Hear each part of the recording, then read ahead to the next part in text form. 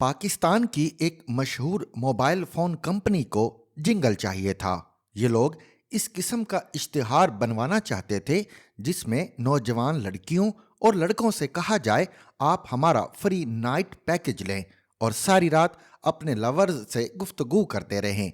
ये लोग अपनी इश्तिहार कंपनी के साथ अमजद इस्लाम अमजद के पास आए। अमजद साहब उन दिनों मुआशी मसाइल का शिकार थे। उन्हें पैसों की ठीक ठाक जरूरत थी। ये आइडिया जब उनके सामने रखा गया तो ये मुस्कुराए और माजरत कर ली। इश्तिहारी कंपनी का मालिक उनका फैन और दोस्त था। उसने वजह पूछी तो अमजद साहब का जवाब था, मैं खुद बेटियों का बाप हूँ। क्या मैं ये चाहूँगा मेरी बेटी मोबाइल पर सारी रात किसी गैर मर्द से बात करती रहे? ये इश्तिहार पूरे मुल्क की अखलाकियात तबाह कर देगा, लिहाजा मैं इस गुनाह में शरीक नहीं हो सकता। अमजद इस्लाम अमजद का ये वाकया मुझे इरफान जावेद ने सुनाया था।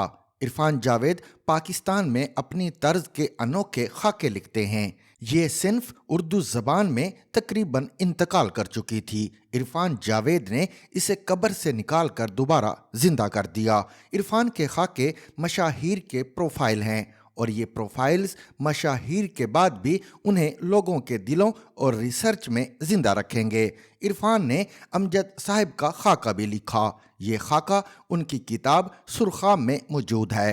ये जब भी लाहौर जाते हैं ये अताउल्ला कासमी, अमजद इस्लाम अमजद और मुस्तनसर हुसैन तारड़ से ज़रूर मिलते हैं। ये तीनों हस्तियां लेजेंड्स हैं। मुझे भी बारहा उनकी महफिलों में बैठने का इत्तफाक हुआ। अमजद साहब से मेरा पहला राबिता 1997 में हुआ था। मैं उन दिनों जंग में कॉलम लिखता था। मुझे एक दिन फ़ोन आया और दूसरी तरफ एक शीरीं और मुहज़्ज़ब आवाज़ में पूछा गया, मैं अमजद इस्लाम अमजद बोल रहा हूँ, क्या मैं जावेद चौधरी साहब से बात कर सकता हूँ? और मेरा ऊपर का सांस ऊपर और नीचे का नीचे रह गया। मैं मुद्दतों से उनका फ़ैन था। मेरी उम्र के लोगों ने अपना बचपन अमजद साहब के ड्रामे वारिस के किरदारों के साथ गुजारा था। हम सब चौधरी हशमत खान होते थे। मुझे जवानी में उनकी दर्जनों गज़लें और नज़में भी ज़बानी याद होती थीं, लिहाजा मेरा फिशार खून बढ़ गया और मैंने कमज़ोर सी आवाज़ में अर्ज़ किया, जी मैं बोल रहा हूँ। और इसके साथ ही मेरा उनके साथ उम्र भर का रिश्ता बन गया। मैंने अमजद साहब के साथ सफ़र भी किए, उनके साथ सैकड़ों मुलाकातें भी की और उनके साथ खाने भी खाए। ये मेरे शुगर बिरादर भी थे। हम शुगर और इंसुलिन के सिलसिले में भी एक दूसरे से मशवरा करते रहते थे। अमजद इस्लाम अमजद हुनरमंदों के ख़ानदान से ताल्लुक़ रखते थे। बचपन फ्लेमिंग रोड लाहौर पर गुजरा। ख़ानदान गरीब लेकिन ईमान और सेल्फ रिस्पेक्ट की दौलत से माला माल था। उनकी एक खाला बिनाई की नेमत से महरूम थीं। ये उसे देख देख कर बड़े हुए। शायरी की नेमत अल्लाह ताला ने उन्हें कुदरती तौर पर इनायत की थी। नसर उन पर आशिक थी और विजडम खुद चलकर उनके पास आती थी। अमजद साहब की आंखें लेज़र मशीन थीं। ये चलते फिरते सेकंड्स के हज़ारवें हिस्से में पूरे माहौल को स्कैन कर लेते थे और फिर इस माहौल को लफ्ज़ों में पेंट कर देते थे। उनकी ज़ात में बेइंतहा कशिश थी। ये जब कॉलेज में पढ़ाते थे तो साइंस के तालिब इल्म भी अपनी क्लासें छोड़कर उनकी उर्दू क्लास में बैठ जाते थे। ये बला के महफिल बाज थे। उन्हें लाखों लतीफ़े, चुटकले, वाक़यात और अक़वाले ज़री याद थे। ये बोलते जाते थे और महफिल में कह कहे लगते जाते थे। अताउल्ला कासमी साहब के साथ उनकी दायमी दोस्ती थी। पाकिस्तान में उन दोनों से ज़्यादा बेहतर कंपनी कोई नहीं थी। आप इन दोनों के दरमियान बैठ जाएं, आप पूरी जिंदगी वहां से उठेंगे नहीं। ये दोनों एक दूसरे पर चोट करने से भी नहीं चौकते थे। चंद दिन पहले अताउल्ला कासमी साहब और अमजद इस्लाम अमजद किसी महफिल में बैठे थे। लोग थीसिस का जिक्र करने लगे। अमजद साहब ने बताया, तुर्की में एक लड़की मेरी शायरी पर पीएचडी कर रही है। अताउल्ला कासमी ने फौरन कहा, मेरे ऊपर भी एक लड़की पीएचडी कर रही है। अमजद साहब ने कहकहा लगाकर जवाब दिया, लेकिन मेरी वाली लड़की ज़्यादा माकूल है। ये जब भी इस्लामाबाद आते थे मुझे फ़ोन करके कहते थे, लो जी पार्टनर, मैं इस्लामाबाद आ गया हूँ। اور پھر میں انہیں گھر لا کر گھنٹوں ان کے ساتھ بیٹھا رہتا تھا۔ ان کے پاس ہزار واقعات اور کہانیاں تھیں، یہ سناتے جاتے تھے اور میں سنتا جاتا تھا۔ امجد صاحب پاکستان میں پاپولر ٹیلی ویژن سیریز کے بانی ہیں۔ آج اگر ملک میں ٹی وی ڈراموں کی صنعت ہے تو اس کا سارا کریڈٹ امجد صاحب کو جاتا ہے۔ یہ اگر 1980 کی دہائی میں وارث جیسا شاہکار تخلیق نہ کرتے تو آج ملک میں ڈراموں کی صنعت نہ ہوتی۔ میں نے بچپن میں لوگوں کو چاند کی طرح وارث کی اگلی قسط کا انتظار کرتے دیکھا۔ ان کے دوسرے ڈرامے دن فشار، ساتواں در، دہلیز اور سمندر بھی کمال تھے، لیکن وارث جیسا ڈرامہ ملک میں دوبارہ تخلیق نہیں ہوا۔ امجد صاحب کی ذات میں 7 لوگ بیٹھے تھے۔ یہ بلا کے رومانوی شاعر تھے۔ آپ ان کی نظمیں یا غزلیں پڑھیں، آپ کو ان میں ہجر کی ماری ہیریں، وچھوڑے سے چور رانجھے، شدت الفت میں پگھلتے مہیوال اور یقین کے تیشے سے ٹوٹتے بنتے فرہاد ملیں گے۔ امجد صاحب کی شاعری میں محبت کو بھی محبت سے محبت ہو جاتی ہے۔ یہ ایک امجد صاحب تھے۔ دوسرے امجد صاحب ڈرامہ نگار تھے۔ یہ جدید ڈراموں کے بانی ہیں اور ان کے ڈراموں نے 30 سال سکرین پر حکمرانی کی۔ تیسرے امجد صاحب کالم نگار تھے۔ یہ 2010 تک ملک کے ہر سروے میں کالم نگاری میں پہلے نمبر پر آتے تھے۔ ریگولر کالم لکھتے تھے اور ان کے لاکھوں ریڈرز تھے۔ چوتھے امجد صاحب سیاح تھے۔ یہ آدھی دنیا گھوم چکے تھے اور انہوں نے اس آدھی دنیا کے بارے میں جم کر لکھا بھی۔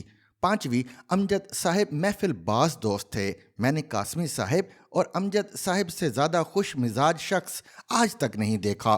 ہمارے ملک میں انسان جب 40 سال کی حد کو چھوتا ہے تو یہ بوریت، چڑچڑے پن اور تنقید پسندی کا ہمالیہ بن جاتا ہے اور لوگ اس سے اچھوت کی طرح پرہیز کرنے لگتے ہیں۔ مگر یہ 2 لوگ دنیا کے 99% لوگوں سے مختلف تھے۔ 10 سال کے بچے بھی ان کی طرف کھنچے چلے آتے تھے اور سارا دن ان کے ساتھ گزار دیتے تھے۔ چھٹے امجد اسلام امجد ایک سوشل ریفارمسٹ تھے۔ ان سے ایک بار پوچھا، بھائی جان آپ نے ڈرامہ لکھنا کیوں چھوڑ دیا؟ یہ بولے، میں پروڈیوسرز کے تقاضے پورے نہیں کر سکتا۔ میں اپنے ڈراموں میں بیٹی کو ماں، خاوند کو بیوی اور بیٹے کو باپ سے بدتمیزی کرتے نہیں دکھا سکتا۔ امجد صاحب کہا کرتے تھے، میں حیران ہوں پاکستان کے ہر ڈرامے میں فیملی کو کھانے کی میز پر لڑتے دکھایا جاتا ہے۔ کھانا اللہ کی نعمت ہے۔ ڈائننگ ٹیبل پر دعائیں پڑھی جانی چاہیے اور آمین کہنا چاہیے، جبکہ ہم لوگوں کو ایک دوسرے کے ساتھ لڑتے اور پلیٹیں توڑتے دکھاتے ہیں۔ ہم کیا کلچر پروان چڑھا رہے ہیں؟ امجد صاحب نے اس رجحان کی وجہ سے ڈراموں کی انڈسٹری چھوڑ دی تھی۔ یہ 10 برسوں سے زنانہ کالجوں اور خواتین کی محفل میں اپنی رومانوی نظمیں اور غزلیں بھی نہیں سناتے تھے۔ ان کا کہنا تھا، میرے سامنے میری بیٹیوں کی عمر کی لڑکیاں بیٹھی ہوتی ہیں، مجھے انہیں اپنے شعر سناتے ہوئے شرم آتی ہے۔ اور 7ویں امجد صاحب استاد تھے۔ یہ 35 سال کالج میں پڑھاتے رہے۔ یہ ہم جیسے نالائکوں کی رہنمائی بھی کرتے رہتے تھے۔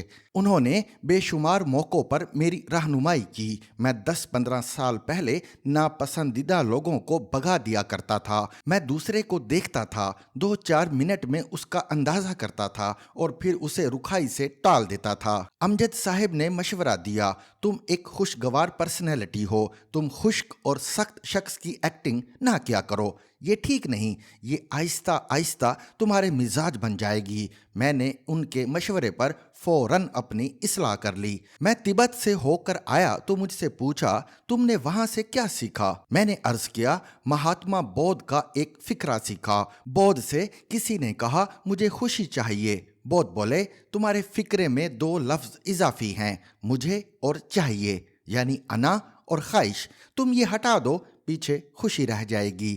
امجد صاحب دیر تک سرشاری کے عالم میں سر دھنتے رہے۔ امجد اسلام امجد اوپر سے مسکراتے ہوئے ریلیکس لیکن اندر سے دکھی انسان تھے۔ یہ زندگی کے آخری حصے میں اپنی والدہ کو بہت یاد کرتے تھے۔ ان کی والدہ نے بڑی مشکل اور غریبانہ زندگی گزاری تھی، لیکن جب امجد صاحب کی خوشحالی کا زمانہ آیا تو وہ انتقال کر گئیں۔ امجد صاحب کہا کرتے تھے، میں نے جب سب کچھ پانے کے بعد پیچھے مڑ کر دیکھا تو میری ماں نہیں تھی۔ وہ یہ کہہ کر آپ دیدہ ہو جاتے تھے۔ امجد صاحب نے اپنا یہ دکھ جس کو بھی سنایا وہ اس کے بعد اپنی ماں کی زیادہ قدر کرنے لگا۔ وہ دوستوں کے رویوں سے بھی زیادہ خوش نہیں تھے اور ملک کی صورتحال بھی انہیں بے چین اور پریشان کر دیتی تھی، لیکن اس کے باوجود یہ ایک شاندار انسان تھے اور انہوں نے ایک شاندار زندگی گزاری۔ یہ 10 فروری کی صبح چلتے پھرتے ہنستے کھیلتے دنیا سے رخصت ہو گئے۔ امجد اسلام امجد نے اپنی زندگی کا آخری دن بھی بھرپور اور زندہ گزارا۔ یہ مسکراتے ہوئے دنیا سے رخصت ہوئے، لیکن جاتے جاتے ہم جیسے مداحوں کو رلا گئے اور اپنے یار غار عطا اللہ قاسمی کو اکیلا چھوڑ گئے۔ کہ کہاں آگے رکنے تھے راستے، کہاں موڑ تھا اسے بھول جا۔ کہاں آگے رکنے تھے راستے، کہاں موڑ تھا اسے بھول جا۔ وہ جو مل گیا اسے یاد رکھ، جو نہیں ملا اسے بھول جا۔ وہ جو مل گیا اسے یاد رکھ، جو نہیں ملا اسے بھول جا۔ میں تو گم تھا تیرے ہی دھیان میں، تیری آس تیرے گمان میں۔ میں تو گم تھا تیرے ہی دھیان میں، تیری آس تیرے گمان میں۔ صبا کہہ گئی میرے کان میں، میرے ساتھ آ اسے بھول جا۔ صبا کہہ گئی میرے کان میں، میرے ساتھ آ اسے بھول جا۔ کسی آنکھ میں نہیں اشک غم، تیرے بعد کچھ بھی نہیں ہے غم۔ کسی آنکھ میں نہیں اشک غم، تیرے بعد کچھ بھی نہیں ہے کم۔ تجھے زندگی نے بھلا دیا، تو بھی مسکرا اسے بھول جا۔ وہ تیرے نصیب کی بارشیں کسی اور چھت پہ برس گئی۔ دل بے خبر میری بات سن، اسے بھول جا، اسے بھول جا۔ To watch and listen to more informative videos and Urdu, English columns, subscribe to our YouTube channel. Zigzag News explores literature.